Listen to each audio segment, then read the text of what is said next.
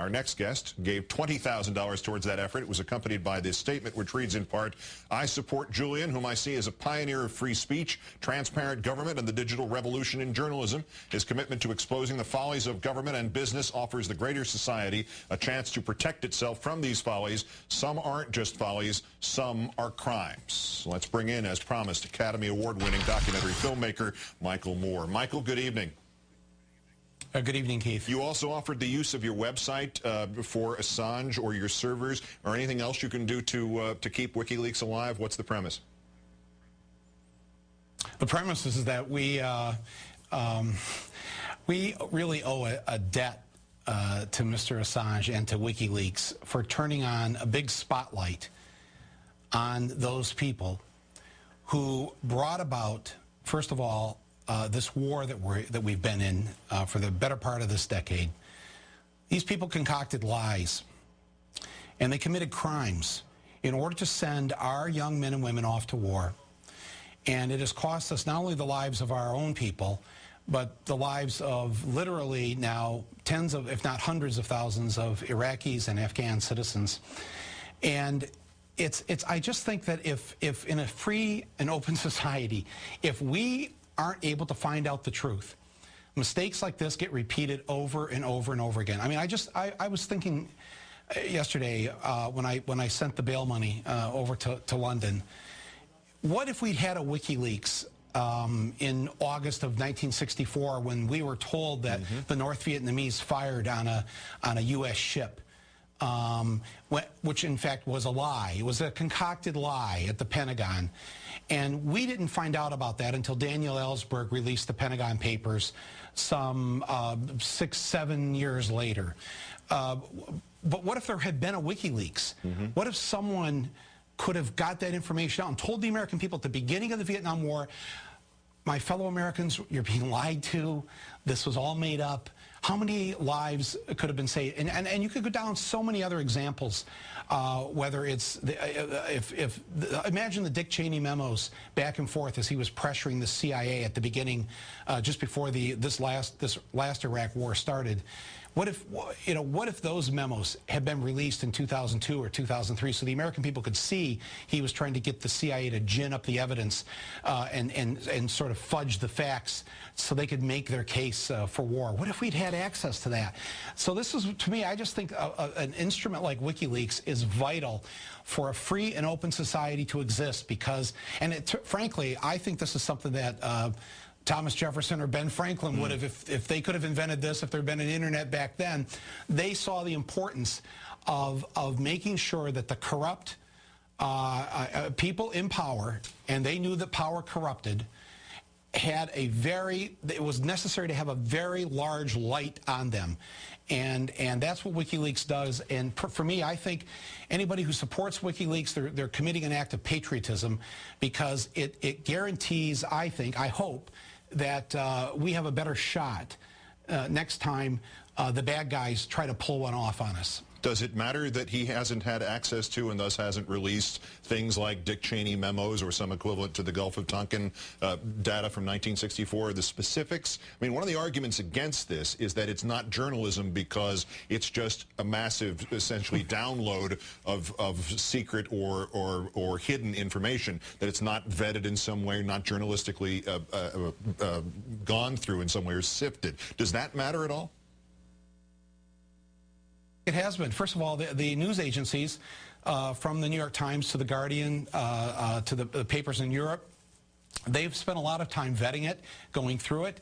I think they're very happy to have this access to it. Remember, right now we've been focusing on these State Department cables for the most part, which have been, if anything, embarrassing. And even as our Defense Secretary, Mr. Gates, said, this is not putting anyone's life really in jeopardy. Let's not make such a big deal about this. But the information that was released earlier this year about the Iraq war and then the next drop on the war in Afghanistan, there were some very serious items in there, and especially it was heartbreaking to read those reports from our soldiers during the first WikiLeaks drop back earlier this year, where if you read those things, what our own soldiers wrote up in their reports, what they were forced to do, the civilians that were killed, that they killed, and how sickened they were by this, because they signed up for the U.S. Army to defend the United States of America, not to go over and participate in this. It was, I think, incredible information to have. The video that was released that showed the execution by the helicopter of the Reuters reporters. I think all of that stuff has been very important.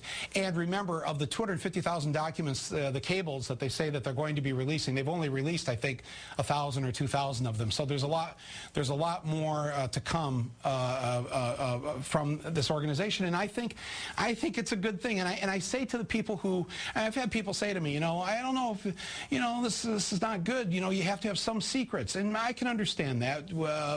Diplomacy, all that's necessary to, you can't just have everything on the front page of the paper. But I would say that because our government behaved so badly in invading a country that was not a threat to us, that this is the result. This is what you're going to have to put up with. The lights in the room have been turned on, and now we're going to see everything from this point on. And maybe it's not right that we see everything, but I think I'd rather that than the alternative. And remember, it's not the leaks that are killing anyone. It's the secrets that have killed people. The secrets, here's a good example. I asked your producer, I don't know if you guys have the famous photo of Mr. Bush when in August of 2001, 1 month before 9/11. There it is. There it is. Okay, yeah. Okay, now, he's being handed a secret memo.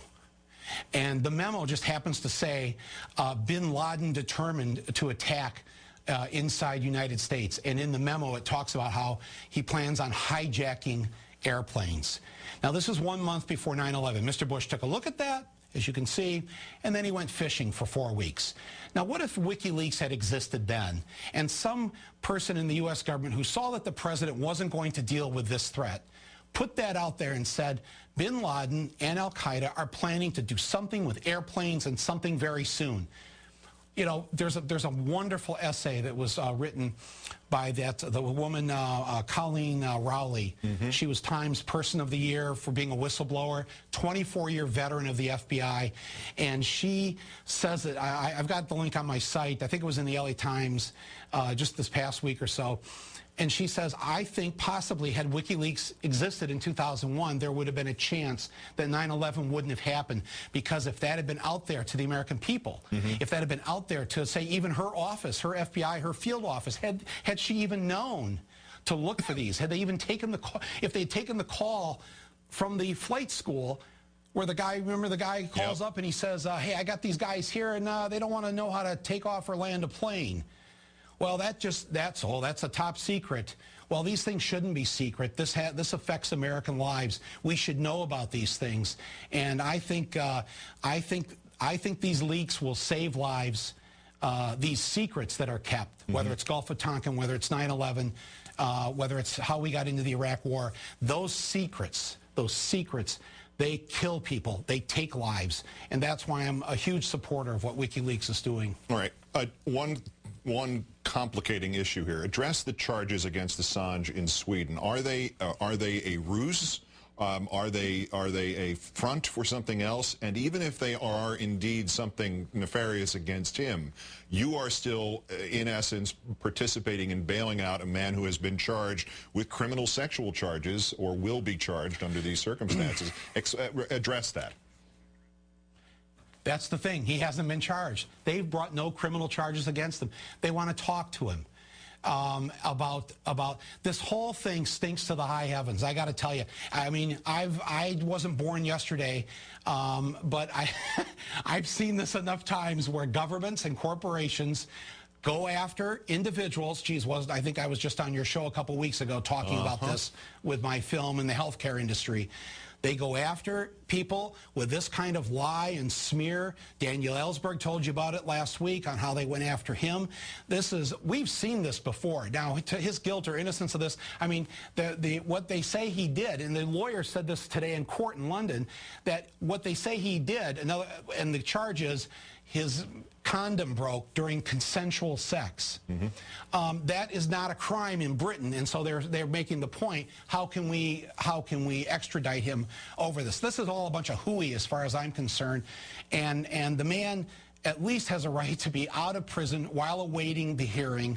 And I believe and this is why I participated in it. This is why I put up a chunk of the bail money, and you know, and I'm proud to do it because I think this man and what he's doing and what his group is doing is going to save lives.